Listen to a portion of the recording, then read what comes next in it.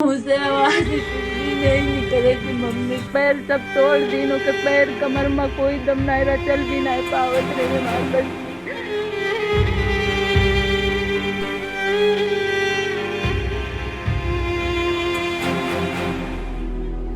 कभी हाथरस, कभी बलरामपुर, तो कभी देश का कोई और इलाका।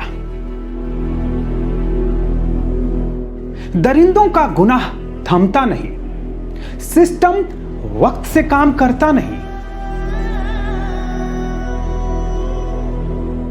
जाहिर है हमारा गुस्सा एक खतरनाक मोड़ ले लेता है।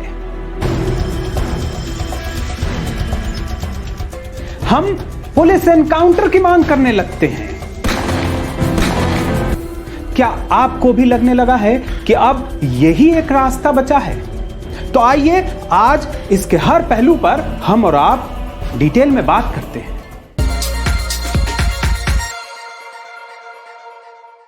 हम और आप तो गुस्से में और फ्रस्ट्रेशन में सिनिकल होकर ऐसी बातें करते हैं, लेकिन जरा इन नेताओं को सुनिए जिन पर सिस्टम को दुरुस्त करने की जिम्मेदारी है।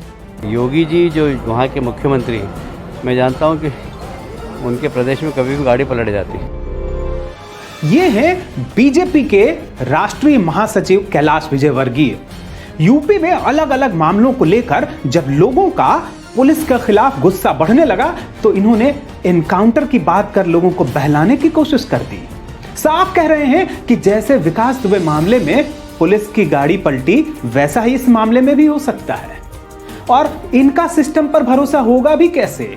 याद होगा कुछ समय पहले इनके बेटे ने कैसे बैट से सरकारी अफसरों की खुलेआम पिटाई कर दी थी। वैसे भी यूपी में योगी आदित्यनाथ की सरकार ने एनकाउंटर को ही अपना यूएसपी यानी यूनिक सेलिंग पॉइंट यानी खासियत बनाया है।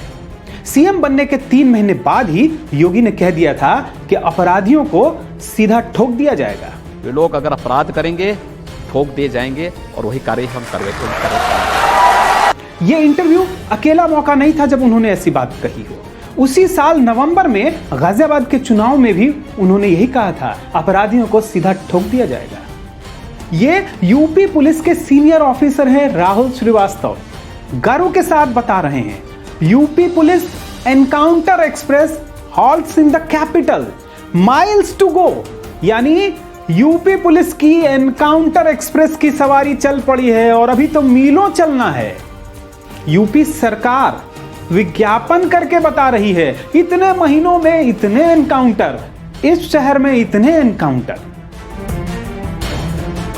लेकिन ठोक देंगे कि इस पॉलिसी का असर क्या हुआ? आप शुरुआत से ही कहते रहे ठोक देंगे, लेकिन कानपुर में विकास दुबे ने पुलिस वालों को ही ठोक दिया। हर रोज हत्या हो रही है, अपहरण हो रहे हैं, बलात्कार हो रहे हैं।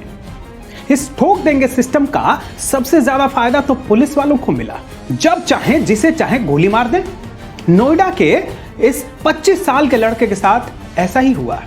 जितेंद्र यादव की गलती सिर्फ इतनी थी कि वो रात को 9:30 बजे पिज्जा लेने निकला था। 2018 के इस मामले में पुलिस वालों की न तो उससे कोई दुश्मनी थी और ना ही कोई सुपारी दी गई थी। उन्हें तो सिर्फ ये लगा कि इस बहाने उन्हें आउट ऑफ टर्न प्रमोशन मिल जाएगा। पुलिस को एनकाउंटर्स के नंबर जो बढ़ाने थे। मल्टीनेशनल कंपनी एप्पल में काम करने वाले विवेक तिवारी का एनकाउंटर भी आप नहीं भूले होंगे। सितंबर 2018 में उन्हें उनकी गाड़ी में ही गोली मार दी गई। इस साल जुलाई में जब पूरे देश की नजर विकास दुबे पर थी, तब भी उनका एनकाउंटर कर दिया गया और कई बड़ी मछलियों को बचा लिया गया। फिर हमने टीवी चैनलों के स्टिंग ऑपरेशन देखे, जिसमें कैसे पैसे लेकर पुलिस वाले लोगों का फर्जी एनकाउंटर कर रहे हैं। खुद बताते हैं कि इसके तौर तरीके क्या हैं। कभी प्रमोशन की चाहत में, कभी सुपारी लेकर, कभी गुस्से में तो कभी ऊपर से मिले इशारे की वजह से पुलिस जब चाहेगी जिसका चाहेगी एनकाउंटर कर देगी। और हम उनकी जिम्मेदारी भी तय नहीं करेंगे, बल्कि उनकी वाहवाही होगी, वो हीरो बन जाएंगे। हैदराबाद की तरह लोग उन पर फूल बरसाएंगे, उनकी जिंदाबाद के नारे लगाएंगे।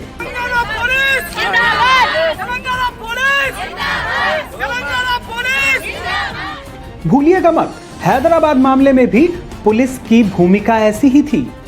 परिवार वाले जब शिकायत के लिए गए तो पहले लड़की के ही चरित्र हनन की कोशिश की गई।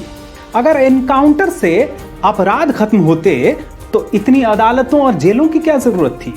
कोई भी सभ्य समाज इस तरीके की इजाजत नहीं दे सकता। तरीका सिर्फ एक ही है, रास्ता सिर्फ एक ही है, पुलिस को राजनीतिक दबाव से अलग कीजिए, उन्हें प्रोफेशनल बनाइए और साथ ही सक्षम बनाइए, एम्पावर्ड कीजिए। वो जल्द से जल्द मामले दर्ज करें, अच्छी तरीके से प्रोफेशनली जांच करें और जल्द चार्जशीट दायर करें। ऐसे मामलों में सजा का बड़ा होना प्रभावी नहीं होता, ज्यादा से ज्यादा मामलों में सजा हो इसका प्रभाव ज्यादा होता है। इस पर भी गौर कीजिएगा कि क्या आपने कभी कुलदीप सेंगर जैसे आरोपियों के मामले में एनकाउंटर की बात सुनी है? अगर आपको अब भी लगता है कि एनकाउंटर ही एकमात्र सही तरीका है तो अपनी राय नीचे कमेंट बॉक्स में जरूर लिखें और बात सॉलिड लगे तो कम से कम किसी एक अपने के साथ इसे शेयर जरूर करें।